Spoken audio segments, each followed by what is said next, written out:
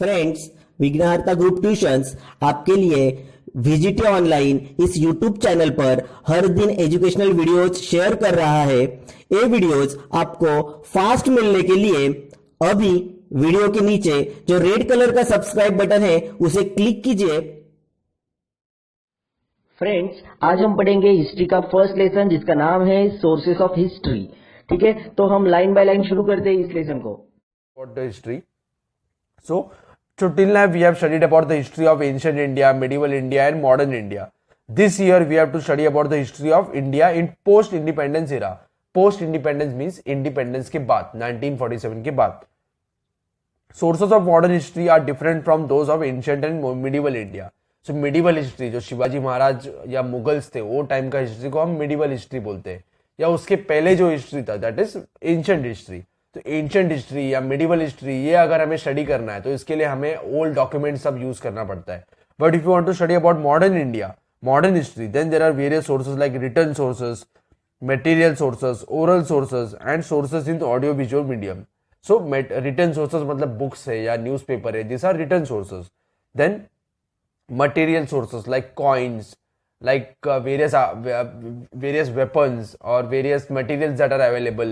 So जूने जो material मिलते हैं, पुराने मटेरियल्स मिलते हैं, ये सब चेक करके हमें, ये सब स्टडी करके हमें पता चल सकता है कि उस टाइम पे लोग कैसे यूटेंसिल्स यूज करते थे या फिर कैसे कपड़े पहनते थे, ये सब चीज हमें पता चल सकता है। Then we can study history through oral resources like we are having poems, we are having songs. तो ये पोएम्स देख के भी, पोएम्स सुन के भी हम हिस्ट्री के बारे में पता लगा सकते हैं। Then audio visual medium like videos. ये वीडियोस देख के you must have seen videos of 1947 और 1950। ये जो वीडियोस जो प्रिजर्व करके रखे हुए हैं, it is like a documentary. ये डॉक्यूमेंट्स हम देख के हिस्ट्री के बारे में पता लगा सकते हैं। So these are the modern source of history. In the modern period, we have to take note of various sources of regional, state, national as well as international level. So अलग अलग level का history पढ़ना है। Regional मतलब एक reason का, then state मतलब एक स्टेट का history, then national level India का हिस्ट्री, और इंटरनेशनल लेवल पूरे वर्ल्ड का history. Then we can write about history from help of this sources. So we will divide the sources into two. First we will study about written sources, जो लिखे हुए जो sources है, और दूसरा है oral sources. First is written sources. The following sources are included in the research written sources. First is newspaper. C newspaper से हमें, अगर आज का हम न्यूज़पेपर देख रहे तो आज के न्यूज़पेपर में हमें कल क्या हुआ था ये इसके बारे में पता चलेगा। लेकिन अगर ये सेम न्यूज़पेपर हम 20 ईयर्स के बाद या 50 ईयर्स के बाद देखेंगे तो हमें 50 ईयर्स पहले क्या हुआ था ये बात पता चलेगा।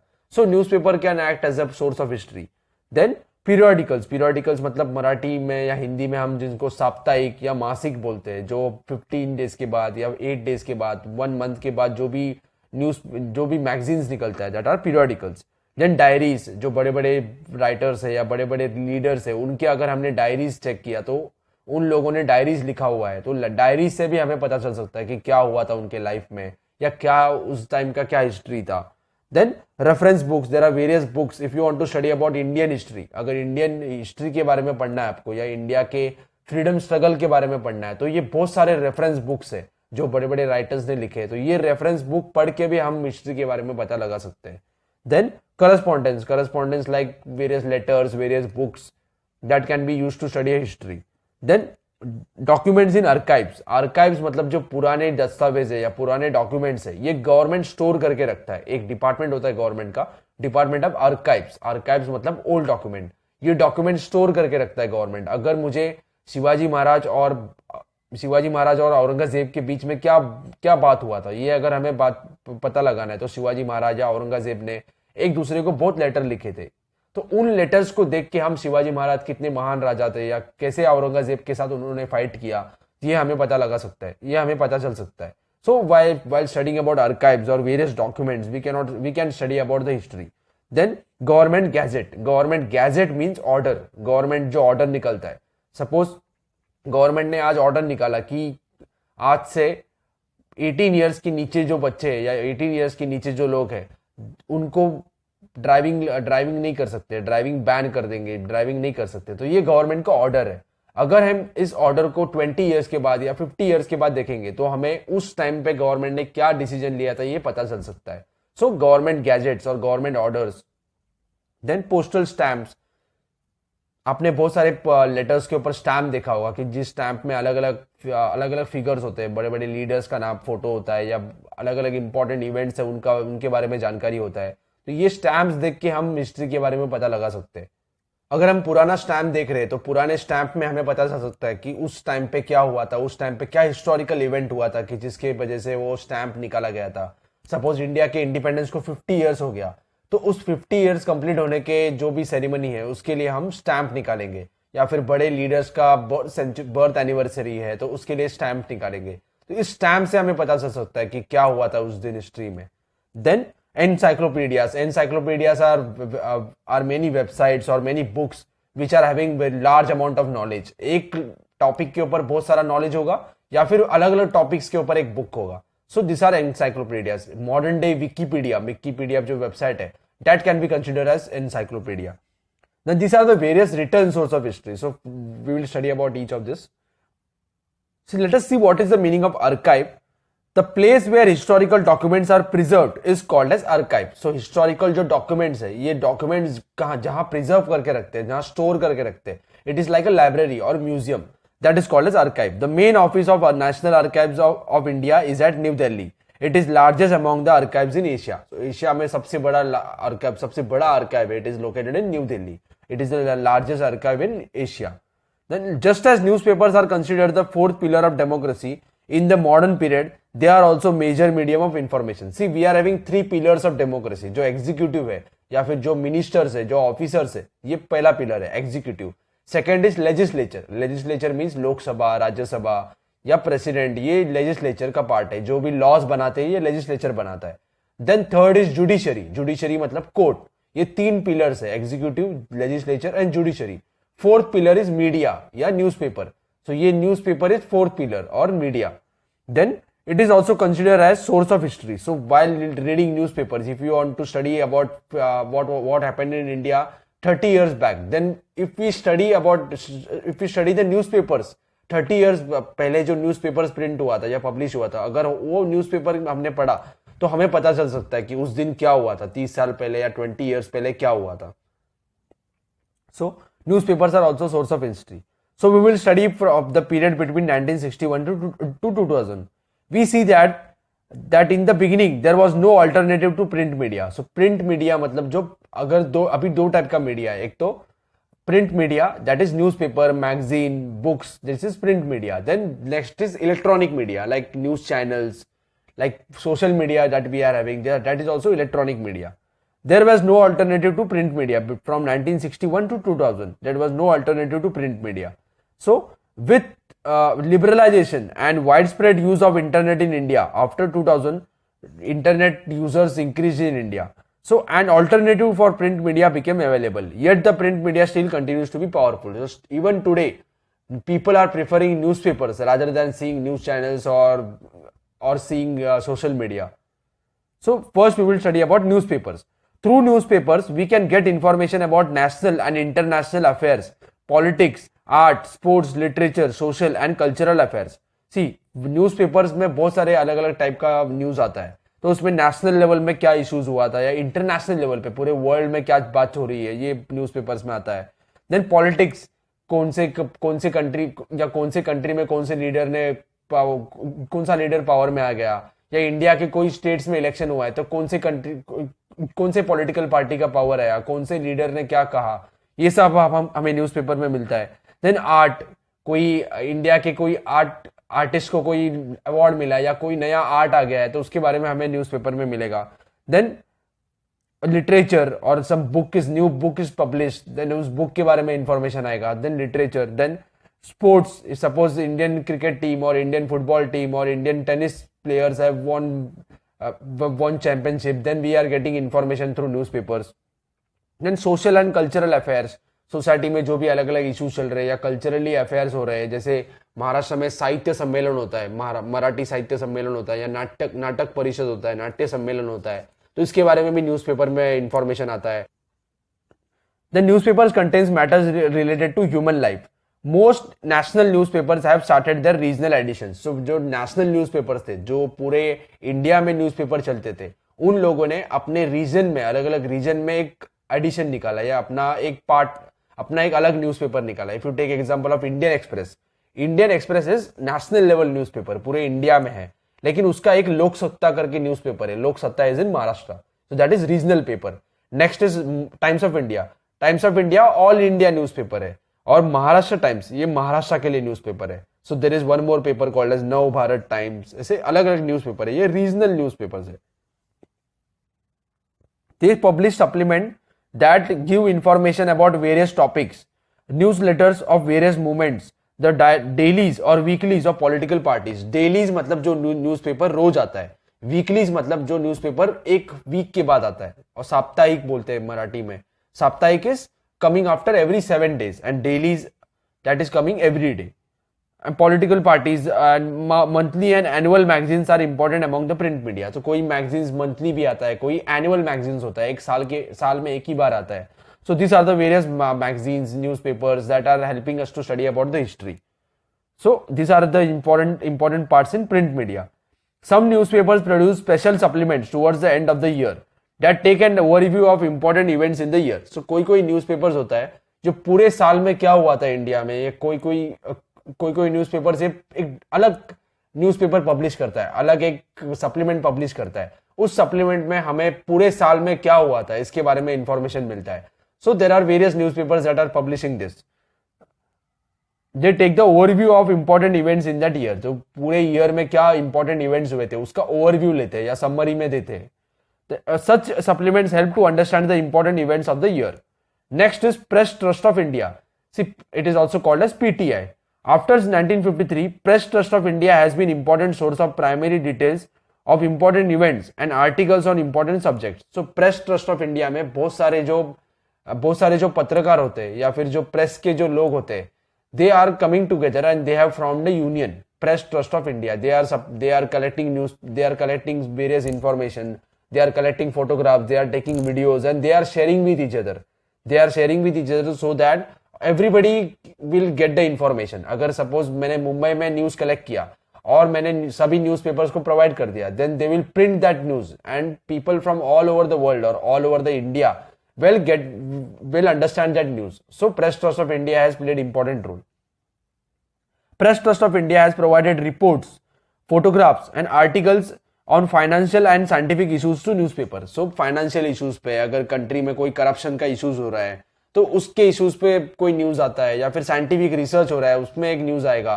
Then there are various reports that are written by journalists. So they are writing about various issues. So while reading that issues, we can study about what are the issues that are faced by the India and what are the issues that are faced by people. जब भी हम वो issues के बारे में पढ़ते हैं तो हमें पता लगता है कि क्या क्या चल रहा है कंट्री में. और अगर ये सेम न्यूज़पेपर हमने या सेम इंफॉर्मेशन हमने कुछ साल बाद पढ़ा तो हमें पता चलेगा कि उस टाइम पे कंट्री में क्या हुआ था. So this are acting as a source of information. PTI started using satellite broadcast. During 1990, PTI started using satellite broadcast. तो सैटेलाइट से इंफॉर्मेशन ब्रॉडकास्ट करते थे. पहले हम यूज करते थे टेलीप्रिंटर्स, जैसे फैक्स मशीन होता है. So they were sending information from one place to other via fax और teleprinters. Now we are using satellite. So satellite से हम इंफॉर्मेशन भेजते हैं. So it is very fast. Also, we are using online service. So PTI has also started online service. They are having websites, so they are sending information through emails, or they are having websites, etc. Then instead of teleprinters, they are using satellite technology. So these are the various advancements that were happened in India after 1990. This material is important for writing history. So modern India का history जो लिखा, जिसके बारे में हमें नए नए issues के बारे में पता चला, जो पुराने इश्यूज हुए थे उसके बारे में पता चला. This is with the help of newspapers and Press Trust of India. Next, we will study about yearbook. So every year after financial year is completed, Indian government of India एक book publish करता है. उस book में अलग अलग issues में government ने क्या किया उस साल में उसके बारे में इंफॉर्मेशन होता है. So it is having information about land, people, national emblems, political system, defense, मतलब मिलिट्री में क्या क्या कंट्रीब्यूशन हुआ. Then education, cultural events, an account of development of field of science and technology, environment, health, family welfare, social welfare, mass communication along with basic data. ये अलग अलग तरीके के इकोनॉमिक्स रिलेटेड डेटा होता है, science related data, conservation of natural environment, rural development, ये अलग अलग इश्यूज के बारे में गवर्नमेंट एक बुक पब्लिश करता है। Every year book is publish, that is called as India year book. So book was publish in, the name of the book was India 2000। मतलब 2000 ईयर में इंडिया में क्या क्या डेवलपमेंट हुआ था, तो उस बुक में गवर्नमेंट पब्लिश करेगा। So published like India 2001, India 2002, India 2017, India 2018। तो ये बुक में उस साल में कंट्री में क्या क्या हुआ था, क्या क्या इश्यूज में गवर्नमेंट ने क्या काम किया, सबके बारे में इंफॉर्मेशन होगा। So while reading that book we can get to know what are the various changes that are happened in India. अगर 2000 का बुक अगर हमने आज पढ़ा तो हमें पता चलेगा कि 18 साल पहले या 17 साल पहले कंट्री में क्या हुआ था। So this is also acting as a source of information. ये भी हमें इंफॉर्मेशन देता है। सोर्स मतलब जो हमें इंफॉर्मेशन प्रोवाइड करता है। So while reading this book we can study what are the various issues that country was facing in 2000 और गवर्नमेंट ने वो इश्यूज सॉल्व करने के लिए क्या काम किया था। So this is also acting as a source of information. Next is postal stamp. See postal stamps do not reveal anything on its own. तो ये पोस्टल स्टैम्प्स देख के हमें कुछ हिस्ट्री के बारे में पता नहीं चलेगा, डायरेक्टली कुछ पता नहीं चलता है। Yet historians make them speak. There have been several changes in postal stamps since India became independent. Postal stamps reveal lot to us changing times during the variety of size of stamp. So अलग अलग तरीके के stamps होते हैं, अलग अलग colour use होता है उसमें, अलग अलग थिंग्स यूज होते हैं, जैसे फ्लावर यूज करते हैं हम, या फिर कोई लीडर का फोटोग्राफ यूज होता है। So this are the various things that are printed on postal stamps. तो अगर ये हम पोस्टल स्टैम्प्स के बारे में स्टडी करेंगे then we can come to know that the postal stamps have change. जैसे पोस्टल स्टैम्प चेंज होते गए तो हमें पता चलेगा कि नया टेक्नोलॉजी इंडिया ने यूज किया, या नए लीडर्स आ गए, या नया इश्यूज आ गया। ये इश्यूज हम पोस्टल स्टैम्प में प्रिंट करते। So while studying about postal stamp we can also study about the history of India. The postal department और Indian post issues postal stamps on variety of issues like political leaders, flowers, animal, bird, or events, or the golden, silver, golden, diamond jubilees of or sanitary, bisanitary। ये सब जो golden jubilee होता है या silver jubilee होता है, सो 15 years हो या 25 ईयर्स हुआ, 50 ईयर्स हुआ कुछ इश्यू को, या कुछ या सैनिटरी हुआ, 100 ईयर्स कंप्लीट हुआ, बाय सैनिटरी हुआ, 200 ईयर्स हुआ। तो ये हर एक ओकेजन पे पोस्टल स्टैम्प पब्लिश होता है। Suppose if you want to know what happened in India after before 50 years, तो 50 ईयर्स में जो भी इंपॉर्टेंट इशू हुआ था, इंपॉर्टेंट चीज हुआ था इंडिया में, उसके ऊपर हम स्टैम्प पब्लिश करेंगे। या इंडिया का नेशनल एनिमल है, नेशनल एम्बलम है, उनके बारे में हम स्टैम्प पब्लिश करेंगे। उस स्टैम्प्स को देख के हमें पता चलेगा कि क्या डेवलपमेंट्स हो रहे हैं कंट्री में। So this is also acting as a source of information. So there are various people, you must have having your friends also who are collecting postal stamps। ये लोग पोस्टल स्टैम्प्स कलेक्ट करते हैं, ये उनका hobby होता है postal stamps collect करना। The people who are collecting postal stamps are called as philatelists। So philatelists are the people who are collecting postal stamps, who are very much interested in postal stamps। So there was a person called as Jal Cooper। So Jal Cooper was one of the important philatelists। So he was very keen about collecting postal stamps। He was having the hobby to collect postal stamps। So he collected postal stamps on various issues। So he also founded Indian Philatelist Society or the Empire of Indian Philatelist Society। तो जो भी लोग postal stamps collect करते थे उनको उन्होंने एक साथ लाके सब पोस्टल स्टैम्प्स को एक डॉक्यूमेंट बनाया। He also wrote books on these issues। So he started his career as postal stamp collector। Cooper achieved expertise of philatelist at international level। The postal stamp offer is important source of understanding that significant contribution। So जल Cooper उनका भी postal stamp print किया, तो इस postal stamp को देख के हमें पता चलेगा कि जल कूपर ने कितना कंट्रीब्यूशन दिया था, कितना इंटरेस्टेड थे। तो इनका कंट्रीब्यूशन को मार्क करने के लिए, इनकी कंट्रीब्यूशन को सैल्यूट करने के लिए हमने उनका पोस्टल स्टैम्प बनाया। तो ये पोस्टल स्टैम्प हम यूज करेंगे। Suppose if you want to praise the contribution of Mahatma Gandhi, then Mahatma Gandhi का पोस्टल स्टैम्प हम प्रिंट करेंगे। तो उनके पोस्टल स्टैम्प को देख के हमें पता चलेगा कि उनका क्या कंट्रीब्यूशन था इंडिया के फ्रीडम स्ट्रगल में। और we are printing postal stamps of Bhagat Singh और सुभाष चंद्र बोस और वीर सावरकर और various leaders like Indira Gandhi, Rajiv Gandhi, तो इनके पोस्टल स्टैम्प देख के हमें पता चलेगा कि इनका क्या कॉन्ट्रीब्यूशन था, और we will also study about them also. So Jal Cooper was important philatelist. So he also founded Indian Philatelist Society. He was a stamp collector. Then he wrote various books on these issues. He also founded the first Philatelist Bureau of India. So he was founder of India's first Philatelist Bureau. So he was very important. He played an important role in collecting postal stamps. So to mark his achievement, so उनके जो काम किया था उन्होंने, उनको बढ़ावा देने के लिए या उनके बारे में बताने के लिए हमने क्या किया, उनका पोस्टल स्टैम्प प्रिंट कर दिया. So this is Jal Cooper's postal stamp. It is printed by department of post और इंडियन पोस्ट. तो फ्रेंड्स, इस लेसन का आगे का भाग हम नेक्स्ट वीडियो लेक्चर में देखेंगे. तो फ्रेंड्स, अगर आपको कोई डाउट है तो कमेंट करो, आपका हर एक डाउट सॉल्व किया जाएगा. वीडियो अच्छा लगा है तो लाइक जरूर करो और ये वीडियो ज्यादा से ज्यादा स्टूडेंट्स तक शेयर करो. चैनल को अभी तक सब्सक्राइब नहीं किया है तो अभी वीडियो के नीचे जो रेड कलर का सब्सक्राइब बटन है उसे क्लिक कीजिए ताकि नेक्स्ट आने वाले वीडियोस का अपडेट आपको फास्ट मिल सके. Thank you.